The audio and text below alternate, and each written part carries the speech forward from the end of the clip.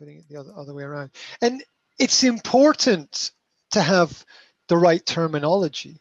It's important to have the right name for the product, not only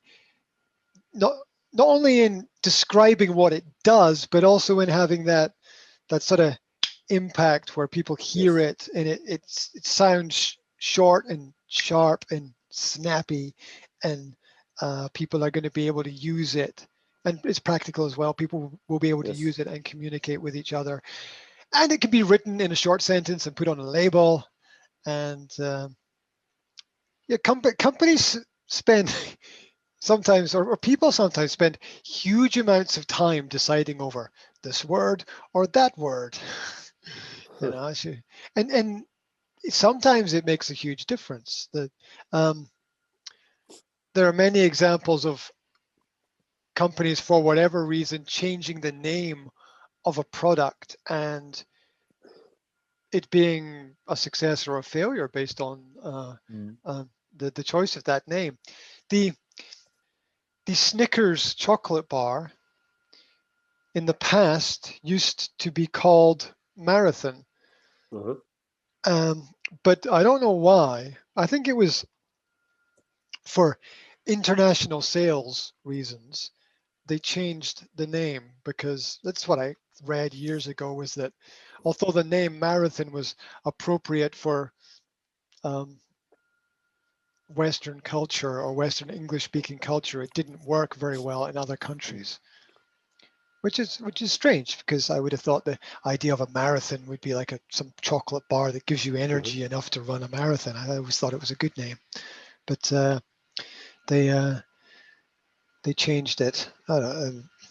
It's still very successful. So maybe they know what they're doing, and also it worked.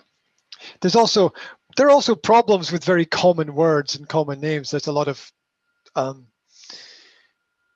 copyright and a patent law that is very difficult when you use a very common word. So I imagine marathon is a very common word. There are lots of businesses with that in their title, or there's lots of sports events that have that in them as well. So it could be very confusing. So yeah, getting the right name for the product and getting the right information on the product. Just getting every little part right. Yeah, it all matters. It all matters. And people, as I said, people sometimes overthink things as well. Like sometimes I will think for 10 or 15 minutes. In the past, I used to think for 10 or 15 minutes, what will be the title of this video, or what will be the title of this audio, or what will be the title of this content that I produce? Now I just go with what comes into my head in the first 10 seconds. One, because I've had a lot of experience doing something like that, and two, I know that most people are not going to think very deeply about it. So there's a lot going on in the world, but yeah, it will make sense. Makes perfect sense. So it's always a problem when there's more terminology in one language and less terminology in another. These are the nuances, the differences of language, and you see it with like if you live in a place where there's a lot of snow, like Alaska, for example, then you have 15 different words to describe the different types of snow and the colors of snow and the textures of snow. Whereas we have just snow. It's snow. Yes. Yeah. And if you live in a place like Scotland, which is very wet, then you have many different words to describe the different types and levels of wetness that exist. And so it's it's a problem that cuts across the different languages, and it's cultural as well, because if you think of like France, for example, with all the different kinds of cheeses and wines, it's going to have a lot of unique, Yes. nuanced terminology for the specific flavor and smell and all those elements. Whereas if you're at the South Pole, it's like, it's just cheese and wine, right?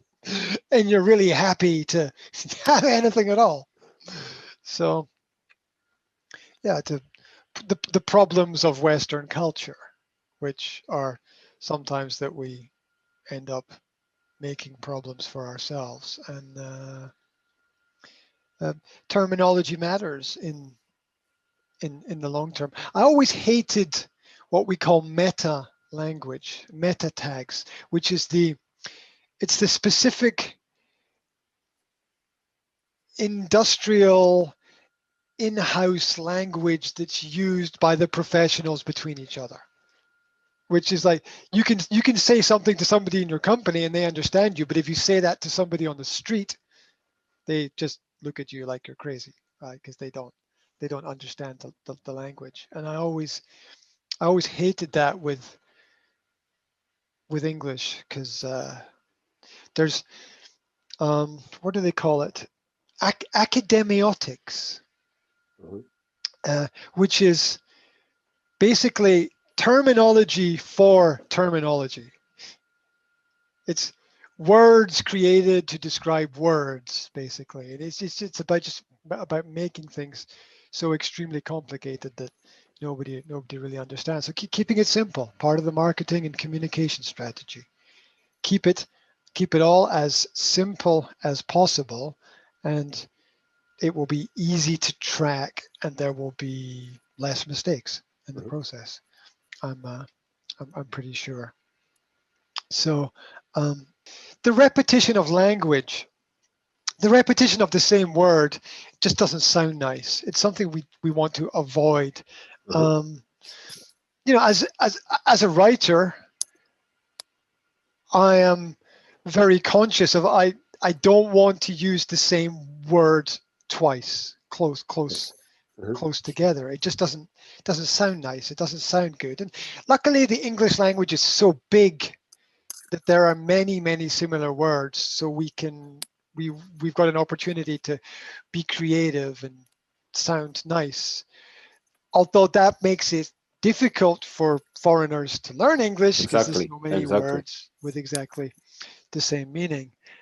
I was reading a children's book the other day, and it's a nice book and it's a nice story. But the one thing that I don't like about it is the use of the same word very close together. Like in one sentence, there will be a word, and in the next sentence, there will be the same word, where I think, oh, you could change it and make the whole story more colorful and not have this repetition. But sometimes that's the writer's style. Sometimes the writer wants to do that. There's a famous American novelist called John Steinbeck. He wrote, what did he write? Of Mice and Men, The Grapes of Wrath. The Grapes of Wrath became a famous film about America in the 1930s. And in the introduction to the book, he uses the word dust about 20 times, which is completely opposite to all the rules of language. Yeah, all the rules of language are don't repeat the word, don't repeat it, because you should use something else. And he, as we say, flips the script, does the complete opposite. And in his introduction to the book, he uses the word dust again and again and again and again and again to help emphasize his point. And that's considered a classic novel. And so you can do it if you're good at it and you know what it is that you're doing. But I think it's better to be creative and use other language.